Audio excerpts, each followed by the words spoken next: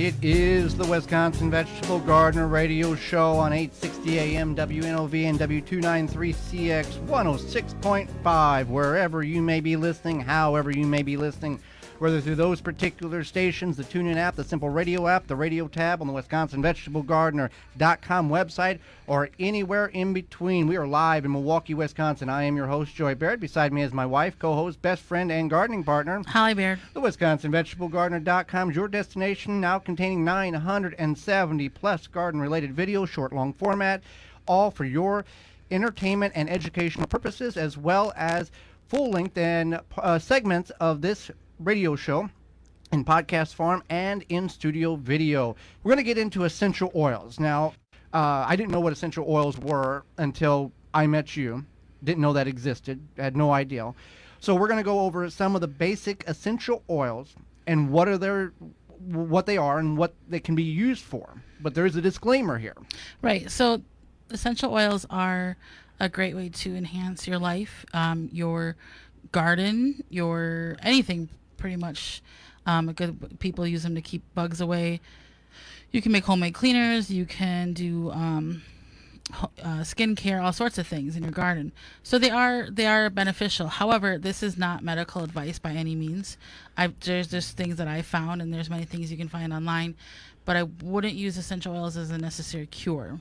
But they may enhance, things for you.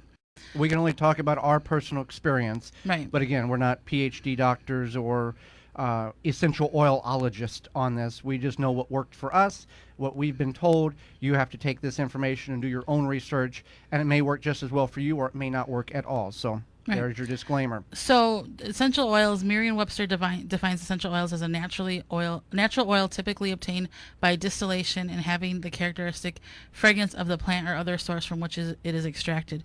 And that's about right. Some fragrances are extracted by distillation, steam, different things, but that's essentially what it is. So basically, you're not going to make some essential oils in the basement on a weekend. Is that kind of, to the extent of what you would get from buying from online providers? Right. And people often ask, why does this little bottle cost $8 or something? For like one fluid ounce or something like that? Yeah.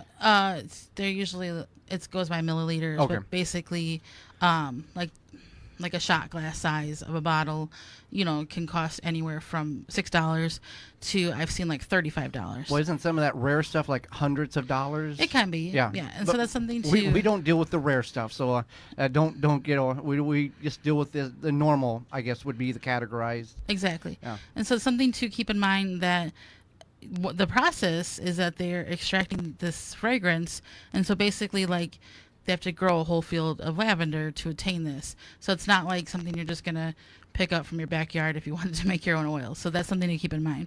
But many common uses for oils, like I had mentioned, is skincare. During the winter, when I have stuffy nose, before I get in the shower, I'll put a few drops in the bottom of the tub and as the steam. No, eucalyptus. Eucalyptus, yes. Yeah, and use the steam to make that oil kind of fill up the whole bathroom. So and the concept of that is that oil, that fragrance, opens up your nasal passages and allows some of that to drain in combination with the steam. Now, you also have, and maybe we're going to get to it here, the infuser where diffuser. Diffuser, where it fills the room. It's basically a mock humidifier, but it emits this aroma. It's not a humidifier, I know, though, but it has the essential.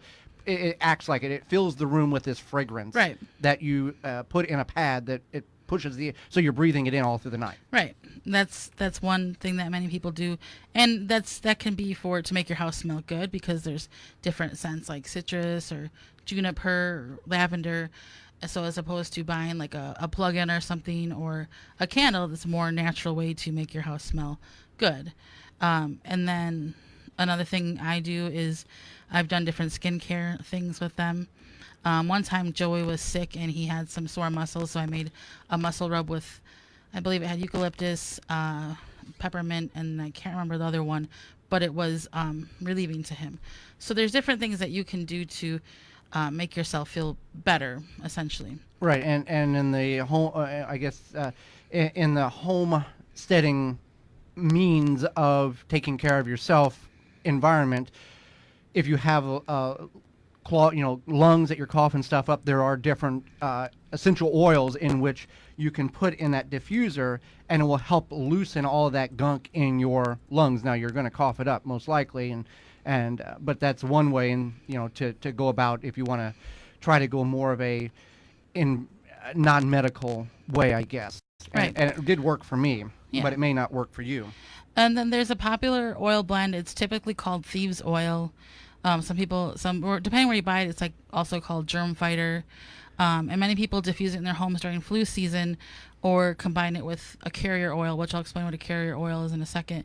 And it has a kind of a pleasant, spicy, warm scent, but it's been known to have antibiotic properties. Now, not all of these essential oils are a pleasant smell, in my opinion. There's some that have kind of a unpleasant smell. Mm-hmm. But you know that saying, sometimes in life the things that taste the worst are the best for you, type Right. of thing, and that's kind of the same.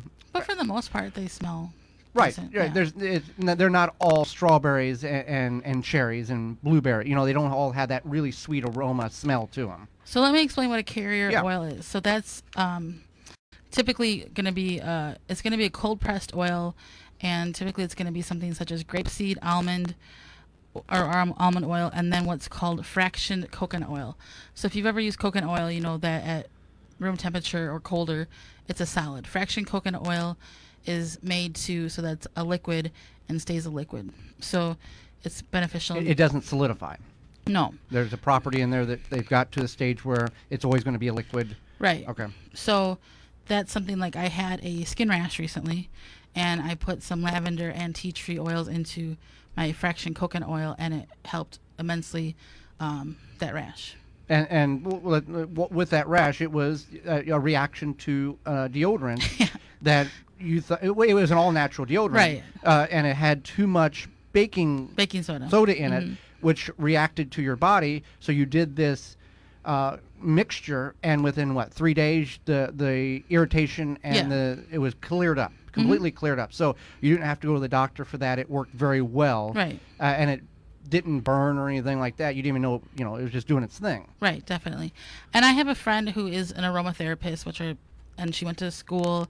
It was just I think like a 6-month course or whatever, but she's a certified aromatherapist, and this is something that you want to keep in mind, is that some of these oils can be harmful in the sense that they have, and you can Google this, they have, they're phototoxic, which means that if they're exposed to sun, if they're on your skin and you expose it to sun, a lot of UV rays, it can have almost like a sunburn effect on your skin. Only like a magnification through that liquid and burn your skin. Now, it's not all the oils, because you'll see recipes for make your own sunscreen, and it includes adding essential oils so it smells better or whatever.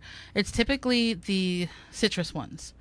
So that's going to be things like lime, lemon, orange, grapefruit. Any of those have the higher level of phototoxicity.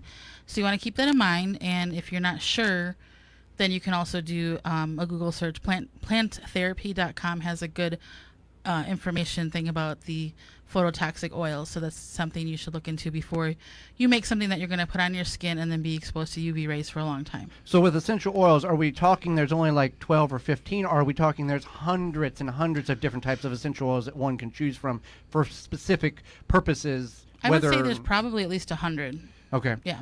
And different size bottles, different pricing, Right. all that stuff. But essentially, if you get eucalyptus oil from company A, it's basically the same type of eucalyptus oil from company C, or is it like anything else? The more you pay for it, the better processed it is, or is there kind of a realm in which just because it's more expensive doesn't mean it's more pure or better?